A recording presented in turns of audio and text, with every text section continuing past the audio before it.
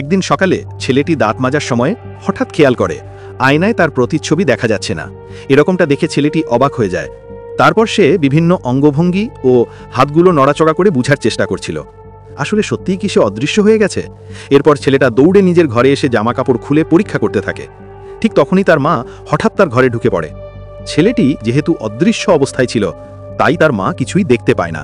তবে তাদের ঘরের কুকুরটা ছেলেটির গন্ধ শুঁকে ঘেউ ঘেউ করতে থাকে।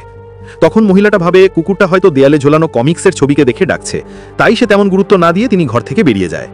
এই অদৃশ্য হওয়ার শক্তি হাতে পেয়ে ছেলেটি সোজা স্কুলে চলে যায় এবং শ্রেণীকক্ষে গিয়ে সে ধীরে ধীরে কাছে গেল সেই দুষ্টু ছেলেটির, যে কিনে তাকে সব সময় নির্যাতন করত। তারপর অদৃশ্য অবস্থায় সে চুপি চুপি ওই দুষ্টুর ছেলেটার খেলনা বন্দুক তুলে নিয়ে শিক্ষকের দিকে ছুঁড়ে মারে ফোমের গুলি। এরপর আবার বন্দুকটা দুষ্টুর ছেলেটার হাতেই রেখে দেয়।